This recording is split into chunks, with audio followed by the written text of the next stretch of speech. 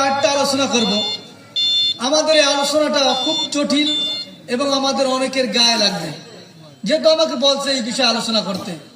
এই ক্ষেত্রে আমাদের আলোচনা যাই হোক না কেন, যেই আলোচনা করুক, সেই আলোচনার মধ্যে তিনটা বিষয়, তিনটা গ্রুপ হয়ে যায়। কিছু লোক আছে অন্যায় করে, অন্যায়ের বিরুদ্ধে যখন আলোচনা করা হয় ওই লোকটার অনুশোচনা হয়, ভয় হয়, দিলের মধ্যে কি করে তওবা করে ফিরে আসে, এই লোকটা কামিয়াব, এই লোকটার জীবনের সব গুনাহ মাফ করে দেয় আল্লাহ তাআলা, ওই ব্যক্তিটা জান্নাতি লোক হয়ে যায়। সুবহানাল্লাহ। আরেক গ্রুপ আছে যাদেরকে নিয়ে আলোচনা করলে, যারা কোনো বাতিল নিয়ে আলোচনা করলে, কোনো বিষয় নিয়ে আলোচনা করলে তারা কোনো দিকে যায় না, ওই কাজ গুনার কাজ ছাড়েও না, আবার গুনার কাজকে বাতও দেয় না, আবার কি হুজুরের বিরুদ্ধে রাগ হয় না, বলে এটা করার দরকার ছিল, মানে না। এরকম গ্রুপ আছে কিনা? এক গ্রুপ তো অল্প, এই লোকগুলো কি অল্প ওয়াজ শুনছে, আজকে এই কাজ করতে নিষেধ করছে হুজুর, করবো না সামনে থেকে, তওবা করে, এরা তো জান্নাতি মানুষ, এদের জীবনের সব গুনাহ মাফ করে দেন। সুবহানাল্লাহ। আর আরেকটা গ্রুপ আছে যারা কোনো দিকে যায় না, হুজুরের কথা বক্তব্য শুনছে, প্রতিক্রিয়াও জানায় না, ভালোও বলে না, মন্দও বলে না, গুনার কাজকে ছাড়াও না, আবার গুনার কাজকে কি করে না, হুজুরের বিরুদ্ধে কোনো মন্তব্য করে না। এমন লোক আছে কিনা? এই গ্রুপটা আছে একটু বেশি। এই গ্রুপগুলো কি আছে কিনা বলেন? এই দুই নাম্বার গ্রুপ, এদের দুইটা গুণ, একটা গুণ আছে, একটা কি আছে, কুগুণ আছে। গুণ হলো যে সে আলেমের বিরুদ্ধে যায় না, আলেমের বিপক্ষে কথা বলে না, এই জন্য সে আলেমের বিপক্ষে না যাওয়ার কারণে এই ব্যক্তিটা গুনাহ করছে, ওই গুনাহ করতেছে, এই গুনার কারণে কোনো এক সময় জাহান্নামে গেলেও কোনো এক সময় জাহান্নাম থেকে মুক্তি পেয়ে জান্নাতে যেতে পারবে। সুবহানাল্লাহ। আরেকটা গ্রুপ আছে খুব ডেঞ্জারাস, সেটা হলো তৃতীয় নাম্বার গ্রুপ। হলো যখন হুজুর কোনো বিষয় নিয়ে আলোচনা করে, তো হুজুর যখন ওনার বিরুদ্ধে যায় তখন হুজুরকে নিয়ে কটূক্তি করে, বিষোদ্গার করে, হুজুরকে নিয়ে কি করে বিষোদ্গার করে, হুজুর এই সমস্ত খেয়ে পায় না, কাজ পায় না, এ লোকটার ইমানও চলে যায়, আমলও চলে যায়, চিরস্থায়ী জাহান্নামী হয়ে যায়। তাহলে ওয়াজ শুনলে কয় গ্রুপ হয়? কয় গ্রুপ? এক গ্রুপ ভালো যারা শুনে মানার জন্য। আমরা কোন গ্রুপ হইতে চাই বলেন? একটু হাত জায়গায় বলেন না, কোন গ্রুপ হইতে চাই? হবেন তো ইনশাআল্লাহ। আমার আজকের আলোচনা হলো সূরাতুল মায়েদার 90 নম্বর আয়াত তেলাওয়াত করছি, 91 তেলাওয়াত করব, 92 তেলাওয়াত করব। 1 নম্বর আয়াত তেলাওয়াত করে আমি সামনে আলোচনা করব, সময় যদি হয় আলোচনা সম্পূর্ণ করব ইনশাআল্লাহ।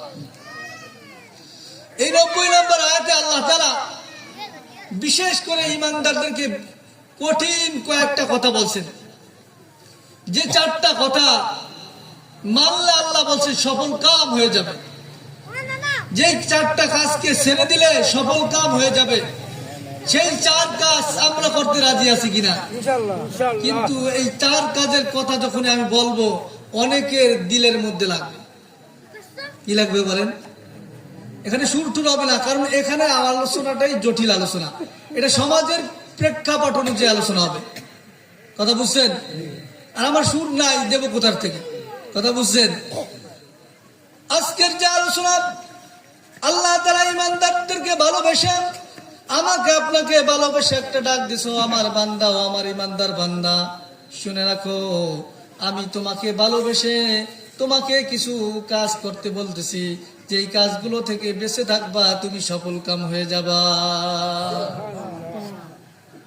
সে কাজগুলো হলো আল্লাহ তাআলা, আমরা যারা দুনিয়ার মধ্যে সমাজের মধ্যে চলি, সমাজের মধ্যে যে কাজগুলো করলে সমাজ নষ্ট হয়ে যায়, জাতি নষ্ট হয়ে যায়, পরিবার নষ্ট হয়ে যায়, সব রন্ধে রন্ধে সবকিছু নষ্ট হয়ে যায়, তাহলে এই কাজগুলো ভালো না। এই কাজকে আল্লাহ তাআলা নিষেধ করছে। তার মধ্যে থেকে প্রথম নাম্বার আল্লাহ তাআলা বলেন, ইয়া আইয়ুহাল্লাযীনা আমানু ইন্নামাল খামরু ওয়াল মাইসিরু ওয়াল আনসাবু ওয়াল আজলামু রিজসুম মিন আমালিশ শাইতান ফাজতানিবুহু লাআল্লাকুম তুফলিহুন।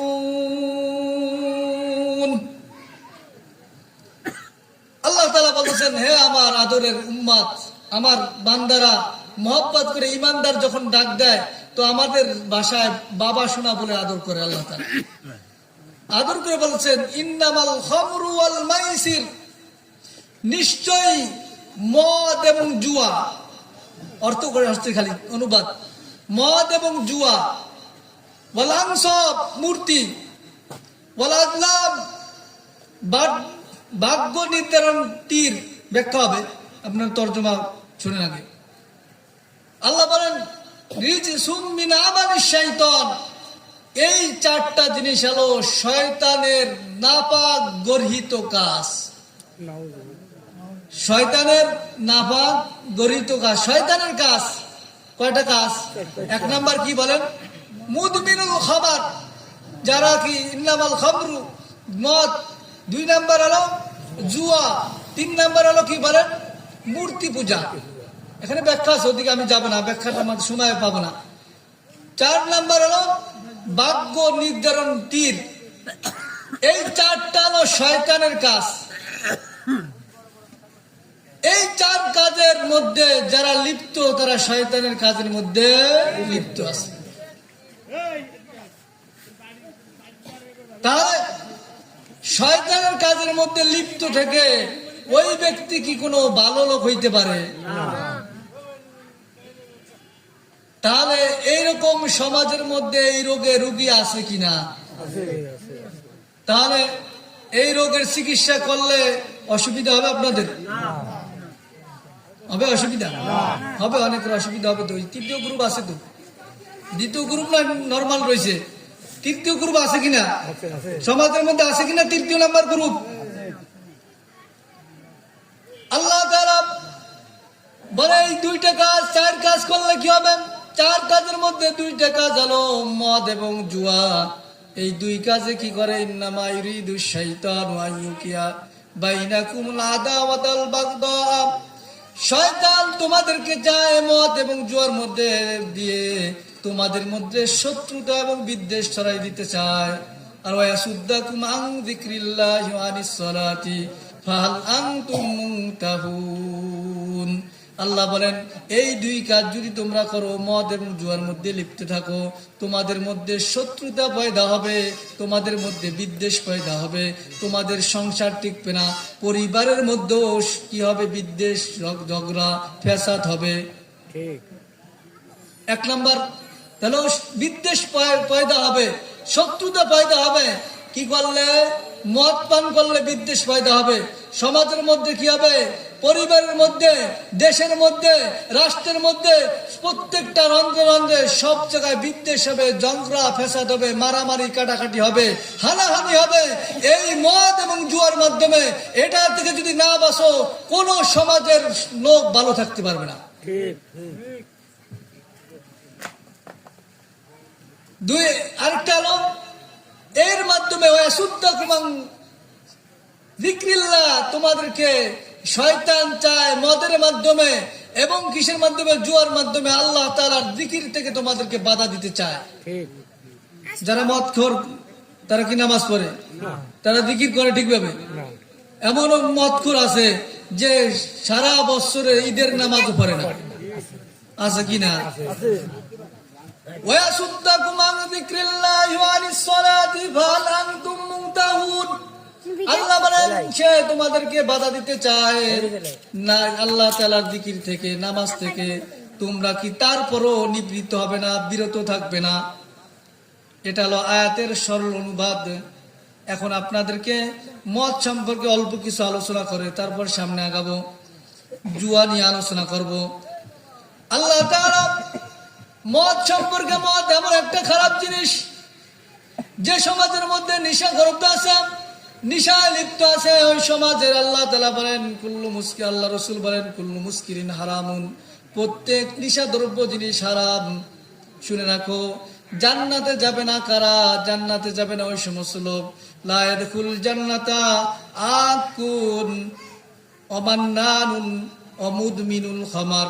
রাসূল কারীম সাল্লাল্লাহু আলাইহি সাল্লাম বলেন তিন ব্যক্তি জান্নাতে যাবে না। কয় ব্যক্তি জান্নাতে যাবে না বলেন? তিন ব্যক্তি জান্নাতে যাবে না। এক ব্যক্তি হলো আকুন, যারা পিতামাতার অবাধ্য সন্তান কোনদিন জান্নাতে যাইতে পারবে না। পিতামাতার অবাধ্য তো সমাজে নাই এখন, হ্যাঁ? পিতামাতার অবাধ্য হলে সংক্ষিপ্ত একটা গল্প বলি আপনাদেরকে। পিতামাতার যারা অবাধ্য হবে, পিতামাতার যারা অবাধ্য হবে, সে যত বড় আল্লাহর ওলি হোক না কেন, কাবার ঘর যদি গিলাপ জোরে ইবাদত করতে থাকে আর অবাধ্য সন্তান, সে ব্যক্তির ইবাদত আল্লাহর কাছে কবুল হবে না। বুখারী শরীফের বললাম, আবু জুরাইজ খালি মা ডাকছে, আবু জুরাইজ বলে, জুরাইজ নামাজের মধ্যে ছিল, নামাজের মধ্যে থাকা অবস্থায় জুরাইজকে ডাকছে, চিন্তা করছে নামাজ ছেড়ে দিব কিনা, ছেড়ে দিব কিনা, ছেড়ে দেব কিনা, নাকি মার ডাক শুনবো। যেহেতু মায়ের ডাক শুনে নাই, মা বদদোয়া করছে জুরাইজকে, তোকে যেন জিনাকারিনীর মুখ না দেখায়। জুরাইজের নামে মামলা হয়ে গেছে, একবার সংক্ষিপ্ত করছি। জুরাইজের ঘটনা শুনছেন না আপনারা? শুনছেন নি? জানেন জুরাইজের ব্যাপারে মামলা হয়েছে। একটা মহিলা যে কি করে পাশে থাকে, সেই মহিলার গর্ভবতী হয়ে গেছে। মহিলার ব্যাপারে মহিলা যে নালিশ দিছে, জুরাইজ মনে হয় এই কাজ অপকর্ম করছে, জুরাইজকে নিয়ে গেছে। একবার সংক্ষিপ্ত বলতেছি, জুরাইজকে নিয়ে গেছে। জুরাইজ কি বলতেছে, উত্তর দেয় তোর কোনো ক্ষমতা নাই, কারণ এখন তো কি করবে, কাজটা গড়েছে একটা রাখাল, ওই মহিলার সাথে জিনা করছে একটা রাখাল। কিন্তু জুরাইজ দেখতেছে জিনার কাছে যখন গেছে, বাস্তবে এখন সাক্ষী প্রমাণও নাই। জুরাইজ বলছে, আমার ভাইরা শুনে রাখো, আমি যদি সাক্ষ্য, এই যে বাচ্চা হয়েছে, এই বাচ্চা যদি সাক্ষ্য দেয় তাহলে কি তোমরা মানবা কিনা? জুরাইজের পক্ষে ওই বাচ্চা বলছে নাই, আমার এই বাপ জুরাইজ না, আমার বাপ হলো এই পাশে যে রাখাল আছে, সে রাখাল আমার এই মায়ের সাথে অপকর্ম করছে। আল্লাহ তাআলা জুরাইজের মতো একজন আল্লাহর ওলিকে দিয়ে ওই জিনারকারীদের মুখ দেখাইছে, বদদোয়া করছে, মায়ের দোয়া লেগে গেছে। 3 ব্যক্তির দোয়া আল্লাহ তাআলা ফিরিয়ে দেয় না। কয় ব্যক্তির দোয়া বলেন? 3 ব্যক্তির দোয়ার মধ্যে আমি আলোচনা দিকে যেমন একটা হলো যারা মুসাফির, তার তো আল্লাহ তাআলা ফিরাই দেয় না। 2 নাম্বার মাতা পিতার দোয়া সন্তানের পক্ষে হোক বিপক্ষে হোক ফিরাই দেয় না। 3 নাম্বার হলো যারা অত্যাচারিত ব্যক্তি, যার উপরে জুলুম করা হয়, ব্যক্তির দোয়া আল্লাহ ফিরাই দেয় না। তাহলে মা বাবা আপনার জন্য বড় নিয়ামত। এই মা বাপকে যদি আপনি কদর করেন, আপনি ফরজ ইবাদতের পরে আপনি যদি মা বাপের জন্য অনুসরণ করেন, তাদের খেদমত করেন, আপনার জন্য জান্নাত ওয়াজিব হয়ে যাবে। মা বাবার খেদমত করবেন তো ইনশাআল্লাহ।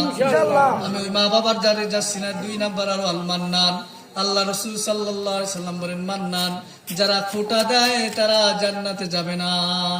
তারা খোটা দেয়, খোটা দেয় যারা জান্নাতে যাবে না। খোটা দেনে আল্লাহর রক আছে কিনা খোটা বুঝেন। আরে আমি যদি মসজিদে এই টাকাটা দিতাম, এটা কি হইতো? বা আজকের মাহফিলে আমি যদি 10,000 টাকা দিতাম, তোমার মাহফিল চালাতে পারতানি? কয় কিনা? এই লোকটা বেশ জান্নাতি, এই লোকটা জান্নাতি। আমার বাপ মসজিদের মাদ্রাসা টাকা দিয়ে গেছে, আমার বাপ মসজিদের সভাপতি না, সেক্রেটারি না, তুমি সেক্রেটারি হও কেন, সভাপতি হও কেন, এরকম লোক জান্নাতি না? এরকম খোটা হয় কিনা আমাদের? আর মসজিদ মাদ্রাসা আমরা টাকা দেই, আমরা টাকা দেই, আমাদেরকে নাম নাই। যে টাকা দেয় না তারা খাওয়াই যাও হুজুর, তোমরা এরকম বলি কিনা আমরা সমাজে? এই লোকটা জান্নাতি না, কথা বলে না। এই লোকটা জান্নাতি। 3 নাম্বার হলো মুদমিনুল খাবার। যারা কি করে, মদ পান করে, তারাও জান্নাতে যাবে না। মদ পানকারী জান্নাতে প্রবেশ করবে না। এবার বলেন সমাজের মধ্যে মদ পান করেওয়ালা লোক আছে কিনা? আছে। আরেকটা হাদিস আপনাদেরকে মদ পান সম্পর্কে বলি। শুধু মদ না, যারা যেই নেশা আছেন সেই নেশা থেকে বাঁচেন। নেশা যদি আপনি না বাঁচেন, কারণ রাসূল বলেছে কুল্লু মুস্কিরিন হারামুন, প্রত্যেক নেশাদ্রব্য বস্তুই হলো হারাম। আল্লাহ রাসূল সাল্লাল্লাহু আলাইহি সাল্লাম বলেন, মান শারিবাল খামর, যে ব্যক্তি মদ পান করলো, যে ব্যক্তি মদ পান করলো, লাম ইয়ারদাহুল্লাহু তাআলা বাইনা লাইদাতান, আল্লাহ তাআলা তার 40 রাত পর্যন্ত কোন ইবাদত কবুল করবে না। কয় রাত বলেন? 40 রাত ইবাদত কবুল করবে না নবীজি সাল্লাল্লাহু আলাইহি সাল্লাম। এরপরে বলে, শোনো, ওয়াই মাতা কাফিরা, যদি কোনো মানুষ নিশাদ্রব্য পান করে ওই অবস্থায় মারা যায়, সে ব্যক্তি কাফের অবস্থায় মৃত্যুবরণ করবে। ওই নিশাদ্রব্য অবস্থায় যদি মানুষ মারা যায়, কাফের অবস্থায় মৃত্যুবরণ করবে। এবার বলেন, যে কাফের অবস্থায় মৃত্যুবরণ করবে সে কি জান্নাতে যাবে? না। ওই ব্যক্তি যদি তওবা করে, আল্লাহ তাআলা তার তওবাকে কবুল করে নেবেন। ওই ব্যক্তির তওবাকে কবুল করে নিবেন। ওই নাদা, যদি আবার ওই তওবা করার পরে আবার মদ পান করে, আবার মদ পান করার পরে রাসূল কারীম সাল্লাল্লাহু আলাইহি সাল্লাম বলেন, ফাকানা হাক্কান আলাল্লাহি, আল্লাহর উপরে হক হয়ে যায়, আইয়ুসকিয়াহু মিন তিনিল খাবাল, আল্লাহ তাআলা দোয়া আবশ্যক হয়ে যায়। আল্লাহ তাআলা নিজের উপরে ফরজ করে নেয় ওই ব্যক্তিকে জাহান্নামের তিনে খাবালকে পান করাবে। এই সাহাবী বর্ণনাকারীর নাম হলো আসমা বিনতে ইয়াজিদ। তিনি বলেন, কুলতু ইয়া রাসূলুল্লাহ ওয়া মা তিনুল খাবাল, আল্লাহ রাসূল সাল্লাল্লাহু আলাইহি সাল্লাম সেই তিনে খাবাল কি জিনিস? আল্লাহ রাসূল সাল্লাল্লাহু আলাইহি সাল্লাম, আমরা তো জানি না তিনে খাবাল কি জিনিস। রাসূল কারীম সাল্লাল্লাহু আলাইহি সাল্লাম বললেন, সেটা হলো সাদিদু আহলিন নার, জাহান্নামীদের পূজার পচা গন্ধ গাম। খাবেন নি কেউ? না।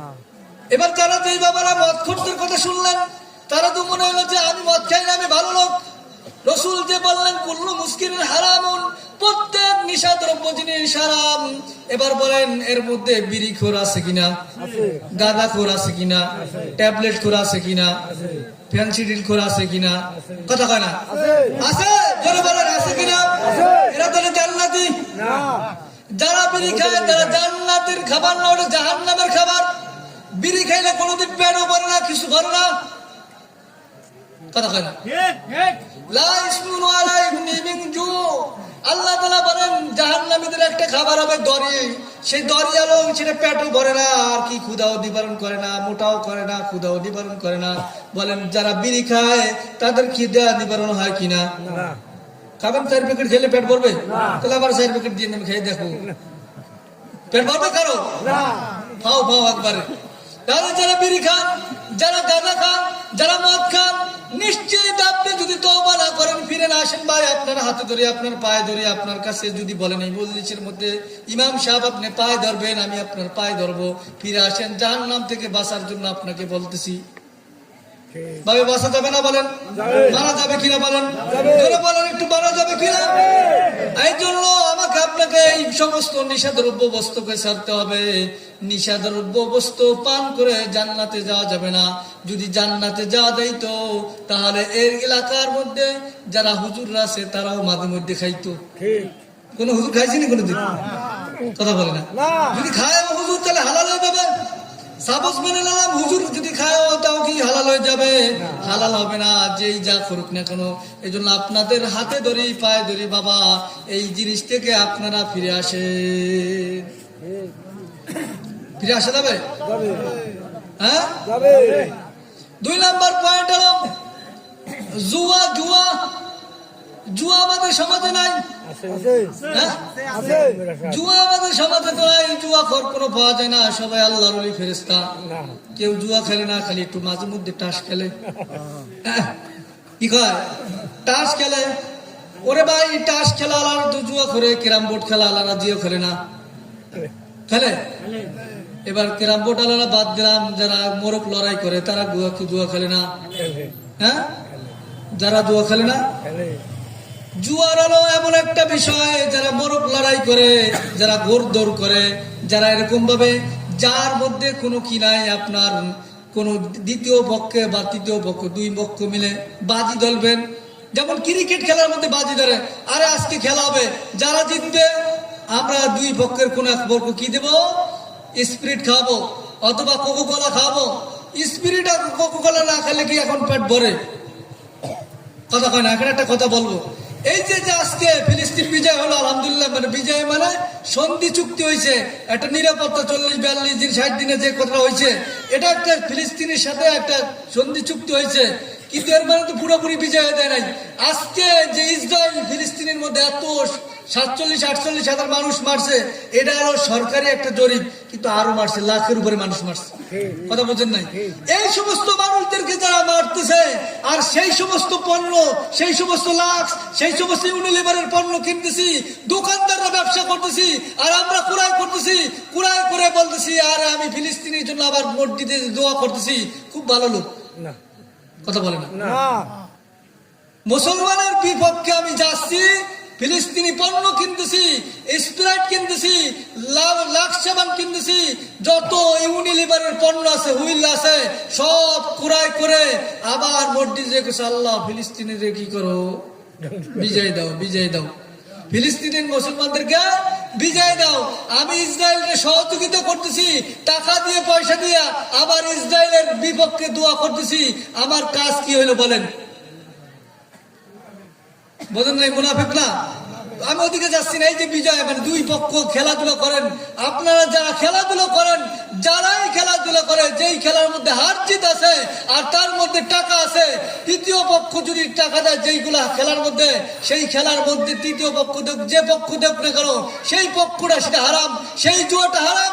সেই জুয়া যে ব্যক্তি খেলে, রাসূল করিম সাল্লাল্লাহু আলাইহি সাল্লাম বলেন, জুয়া যে ব্যক্তি খেলে সে ব্যক্তি শুয়ারের রক্ত দিয়ে তার হাতকে রঞ্জিত করলো। নাউযুবিল্লাহ। শুয়ারের রক্ত দিয়ে যে ব্যক্তি হাত রঞ্জিত করে সে ব্যক্তি জান্নাতি মানুষ। কথা কয় না? আল্লাহ নবী সাল্লাল্লাহু আলাইহি সাল্লাম বলেন, সরাসরি নবীজি সাল্লাল্লাহু আলাইহি সাল্লাম বলেন, শুনে রাখো, জুয়ার মধ্যে তোমাদের মধ্যে মদ তোমাদের জন্য হারাম করা হয়েছে, জুয়াকে হারাম করা হয়েছে।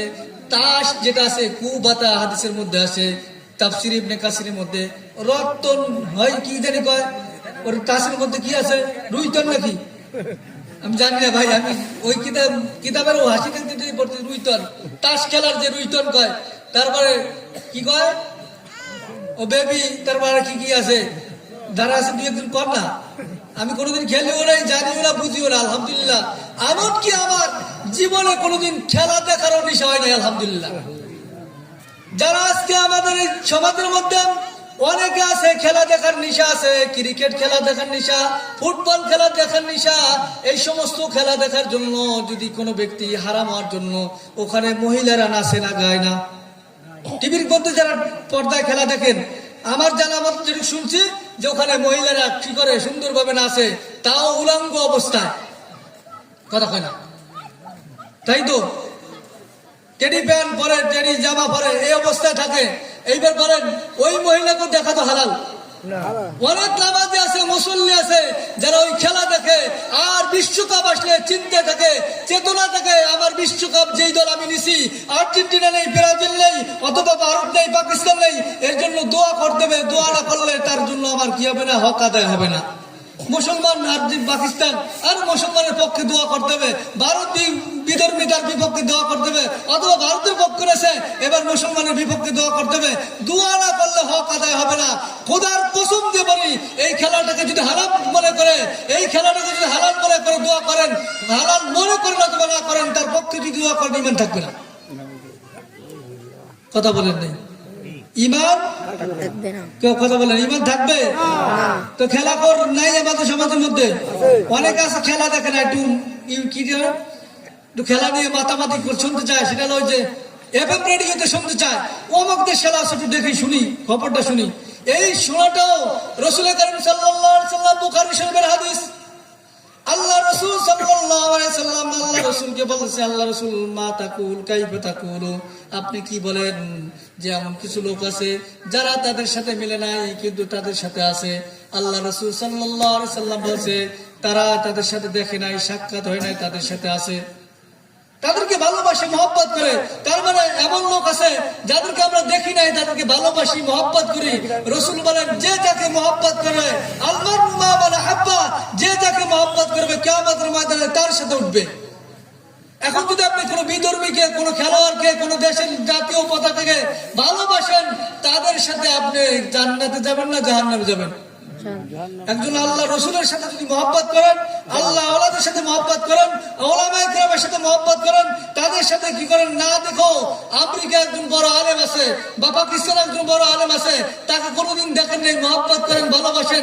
এমনকি আল্লাহ রসুল সাল্লাল্লাহু আলাইহি ওয়াসাল্লামের সাহাবীদেরকে দেখেন নাই, তাদেরকে মহব্বত করেন। আল্লাহ রসুলকে দেখেন নাই, মহব্বত করেন। আল্লাহ রসুলের এই মহব্বতের কারণে কিয়ামতের ময়দানে রসুলের সাথে জান্নাতে যাবে। সুবহানাল্লাহ। রসুলের সাথে জান্নাতে যাইতে চাই নাকি ইহুদি খ্রিস্টানের সাথে জাহান্নামে যেতে চাই? আল্লাহ রাসূল সাল্লাল্লাহু আলাইহি সাল্লাম, আবু দাউদ শরীফের হাদিস, তিরমিজি শরীফের হাদিস, আল্লাহ রাসূল সাল্লাল্লাহু আলাইহি সাল্লাম বলেন, মান তাশাব্বাহা বিকওমিন ফাহুয়া মিনহুম, যে ব্যক্তি যে জাতির সাথে মিলে চলবে সে কিয়ামতের ময়দানে তার সাথে উঠবে।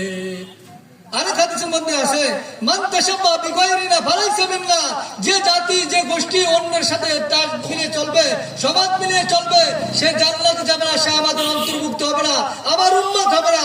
এবার বলেন এরকম লোক আছে কিনা বলেন? আছে।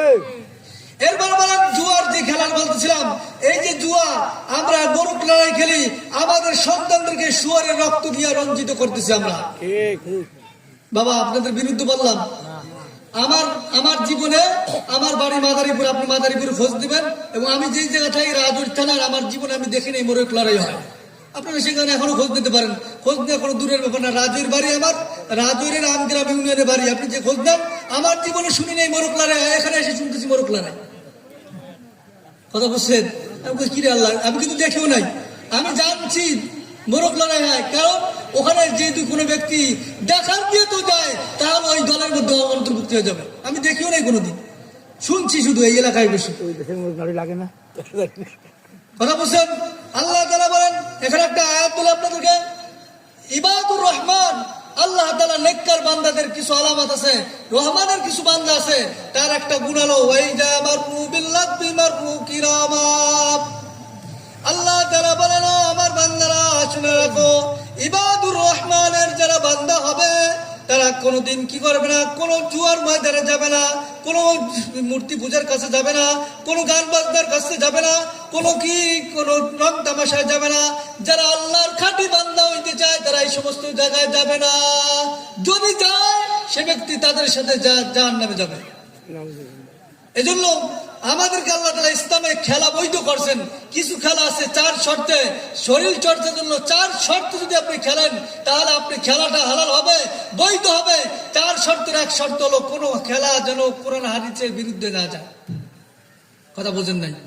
যেমন আল্লাহ তার রাসূল করিম সাল্লাল্লাহু আলাইহি ওয়াসাল্লাম নিজে স্বয়ং দাবা খেলেন না, দাবার কথা আসে, পাশা খেলে, পাশা আমি বুঝিও না ভালো, পাশা খেলে করে টাকা দিয়ে খেলে নাকি, এটা এরকম তো পাশা খেলে।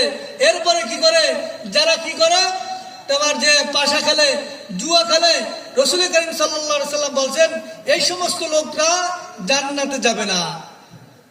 এই যে একটা খেলা, এর মধ্যে কি লাভ আছে বলেন? এর মধ্যে আপনার লুডুও যদি ধরা হয়, লুডু তো তেমন কোনো উপকার নাই, আছে না। লুডু খেলি কিন্তু আমরা অনেক হালাল মনে করে খেলি। এই ব্যাপারে একটু কিলোকাল আছে, মাকরু ছাড়া কোনো উপায় নাই, মাকরু। 2 নম্বর পয়েন্ট হলো, যে খেলা খেলতে যে হারামকে লিপ্ত হইতে হয়, যেমন ফুটবল খেলতে যে কাঁসা দিতে হবে, কাঁসা দেওয়া হালাল না হারাম? কথা বলে না, হারাম। যদি কোনো খেলা খেলতে যে কাঁসা দেওয়া লাগে, সতর্ক কি করতে হয়, খুলতে হয়, তাহলে এই ব্যক্তি ওই খেলাটা হারাম হয়ে যাবে। যে খেলা খেলতে যে গান বাদ্য হবে, যেই খেলার মধ্যে গান বাদ্য আছে, খেলাও যদি কি হয়, ওই খেলা যাবে না। 3 নম্বর পয়েন্ট হলো, যে খেলার মাধ্যমে আল্লাহকে ভুলিয়ে যায়, আল্লাহর স্মরণকে ভুলিয়ে যায়, এমন অসংখ্য খেলা আমাদের মধ্যে আছে, যেই খেলার কারণে আল্লাহর নাম ও নামাজও পরিণত আছে। কথা বলে না? আছে ভাই, কষ্ট হচ্ছে আপনাদের? 4 নম্বর পয়েন্ট হলো, যে খেলার মধ্যে খেলবে, তবে খেলাটার মধ্যে দুনিয়াবি কোনো স্বার্থ আছে, অর্থাৎ শরীর চর্চা হবে, কিন্তু হার জিত হইতে পারবে না। একটু খেললেন, ফুটবল খেললেন, ক্রিকেট খেললেন, সতর ঠিক রেখে ইসলামী নিয়ম মেনে কোনো বাদই থাকবে না।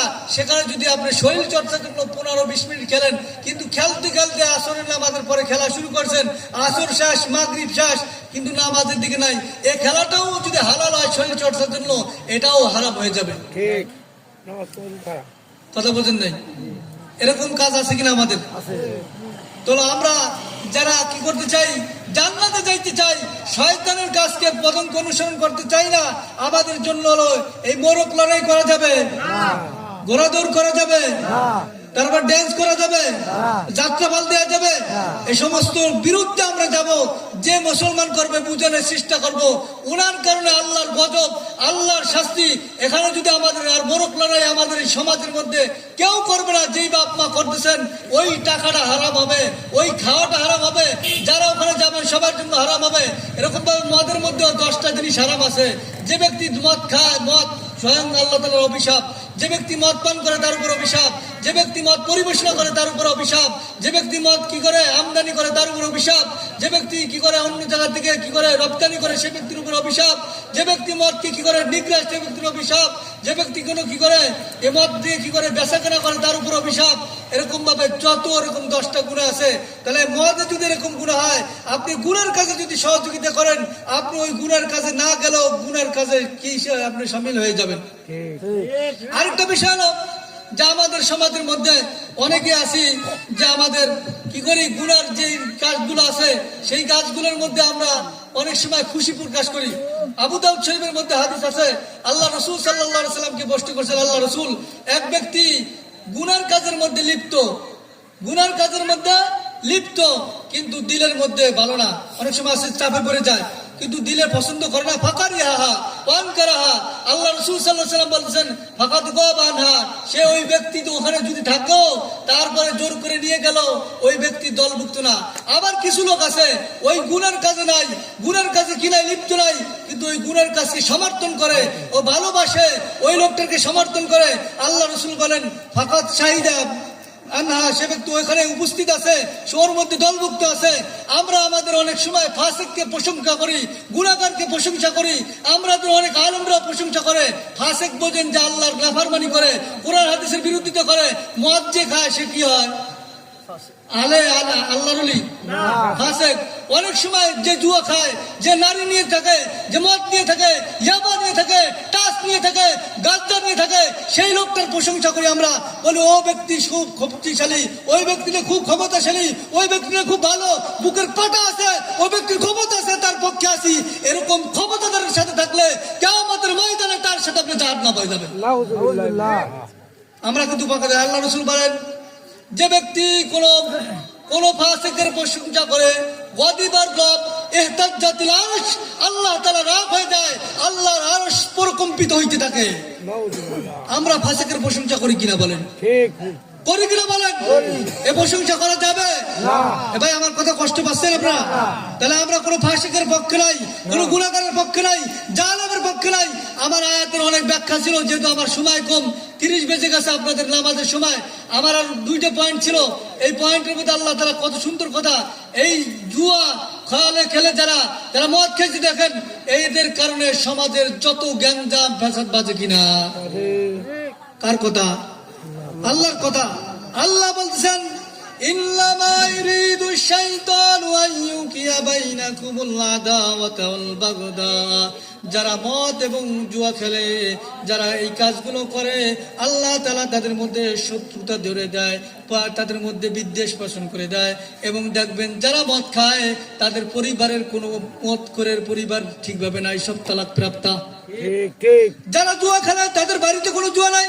আজকে আমার আসরের পরে একজন বলতেছে হুজুর আমাকে ইয়াবা খায়, আমার পরিবারের সাথে সম্পর্ক নাই, পরিবারের কাছে আসে না, রাতভর যেখানে সেখানে দিন কাটায়। ওই লোকটার পরিবার ঠিকভাবে থাকি কিনা বলেন?